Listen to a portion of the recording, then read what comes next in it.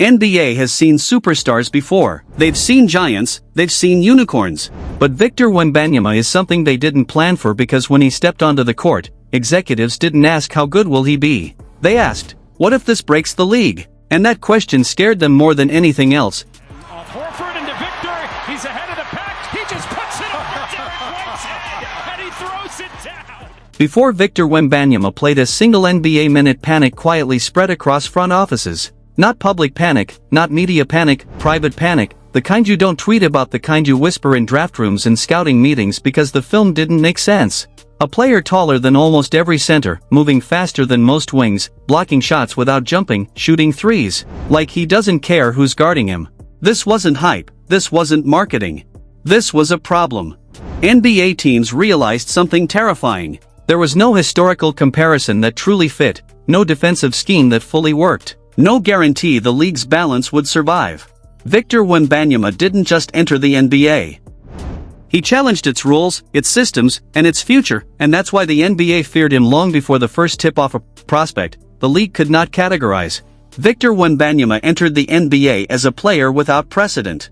At 7 feet, 4 inches tall, with a wingspan close to 8 feet, he immediately became one of the tallest players in league history. However, size alone was not the source of concern. The issue was how naturally he performed skills that traditionally belonged to guards and wings. When Wembanyama could handle the ball in transition, shoot, pull-up jumpers, and read defenses with patience. NBA scouting departments rely heavily on comparisons to evaluate risk with Victor Wembanyama. He was not a traditional center, not a stretch big, and not a wing trapped in a tall body. He existed outside established categories, making long-term projection unusually difficult before being drafted in 2023. When Wembanyama played for Metropolitans 92 in France's L&B Pro League, one of Europe's strongest domestic competitions, during the 2022-23 season, he averaged 21.6 points, 10.4 rebounds, and 3.0 blocks per game. Smart. Going to sit scoop for the remainder of this one. Wembanyama, turnaround from the elbow. That's unguardable. Yeah, it is. Nothing you can do about that. And see, and that's the thing about Wembanyama. You cannot play him as a back. He also shot approximately 35% from three-point range while taking a high volume of difficult attempts. These numbers were achieved against seasoned professionals, many with EuroLeague or NBA experience. Scouts noted that his scoring efficiency improved as games progressed, suggesting advanced in-game adjustment. This was not a physically dominant teenager, overwhelming weaker opponents. This was a player controlling pace, spacing, and defensive attention at a professional level. NBA defenses are designed around predictability. Coaches prepare for specific archetypes. When Wembanyama disrupts those assumptions, when guarded by traditional centers, he pulls defenders away from the rim and attacks off the dribble. When guarded by smaller players, he shoots uncontested jump shots over extended arms. Double teams create passing angles that only a player of his height and vision can exploit. During his early NBA games, opponents were forced to abandon switching schemes and drop coverages simultaneously. Defensive systems depend on forcing offenses into uncomfortable decisions against when Wembanyama defenses were the ones reacting. Shot blocking has always been valuable, but Wembanyama's rim protection operates differently. His standing reach allows him to contest shots without leaving his feet, reducing foul risk. Tracking data from his rookie season showed a significant reduction in opponent field goal percentage at the rim when he was on the floor.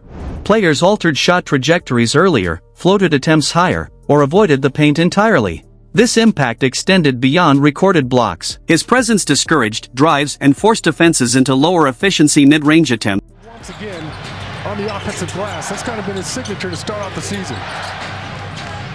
Clowney trying to go right back at KJ. Wembanyama right there. And then again, came over late. Martin misses the three. Once again on the offensive glass. That's kind of been his signature to start off the season. Cloudy, trying to go right back at KJ Yama right there, and then again came over late. Martin misses the fur. Very few defenders in NBA history have influenced defensive behavior to this degree without constant help defense. What further unsettled coaches was Wembanyama perimeter mobility. Unlike traditional shot blockers who struggle outside the paint, he was capable of switching onto guards and wings without losing balance. His lateral movement allowed him to stay in front of ball handlers.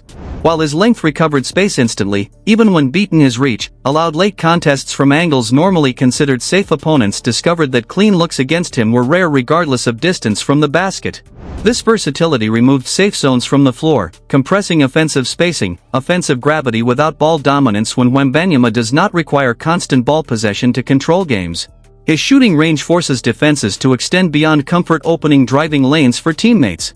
His vertical spacing near the rim pulls weak side defenders inward. Advanced lineup data from his rookie season showed improved defensive efficiency for teammates when he shared the floor even during low usage stretches. This form of gravity is typically associated with elite shooters or ball-dominant stars. When Wembanyama provides it while remaining adaptable within the offense, making defensive prioritization difficult beyond tactics. When Wembanyama affects confidence, guards hesitate before attacking. Big men rush finishes. Shooters release the ball earlier than normal. These reactions were visible on film and supported by shot quality data showing reduced efficiency near his coverage zones. Players openly acknowledged adjusting their approach when facing him. Defense in the NBA is as much mental as physical. He's never seen a guy like Wembanyama. Yes, you have. His name is Bol Bol. You think Bol Bol? Let me finish my point. They both black or something? No, let me finish my point. Wembanyama is just way more consistent than Bol Bol. When a D defender consistently disrupts rhythm, the advantage compounds over time. Wembanyama's impact extended beyond possessions into decision-making habits. Historical concerns about extreme height. NBA history is cautious with players above 7 feet 3 inches. Yao Ming, Ralph Sampson, and others experienced shortened careers due to stress injuries. Teams were aware that when Wembanyama carried similar risk, however, his developmental path differed. His training emphasized mobility, flexibility, and load management from an early age. His movement patterns reduced impact forces common in heavier centers. Medical evaluations highlighted efficient biomechanics rather than raw strength dependence, while risk remains unavoidable. Front offices agreed. He entered the league more physically prepared than previous ultra-tall prospects. When Wembanyama joined the San Antonio Spurs, an organization known for maximizing talent within structured systems, early lineup data showed measurable improvements in defensive rating when he was on the floor. Opponents altered shot selection patterns, favoring perimeter attempts over rim attacks. Attendance increased and national broadcast appearances followed. One player accelerated organizational relevance faster than projected for the league. This raised concerns about competitive balance.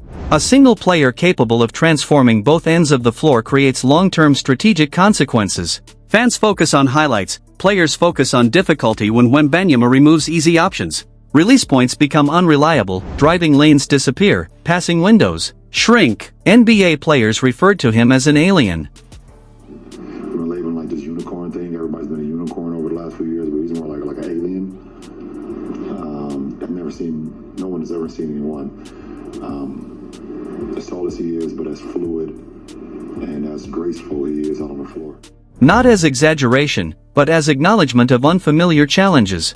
Respect in the league develops through repeated difficulty, not reputation. When Wembanyama earned that respect rapidly, which reinforced the league's initial concerns at the time of his rookie season when Wembanyama was barely 20 years old. Most NBA superstars reach peak performance in their late 20s.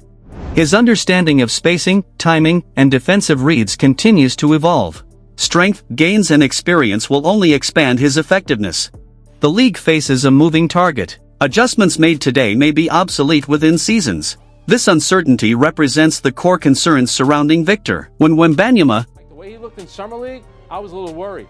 I'm not worried after the first 10 days of the NBA season. James, I was watching him and I thought to myself, and it was weird, I had this epiphany. I said, this is the worst he's ever gonna look.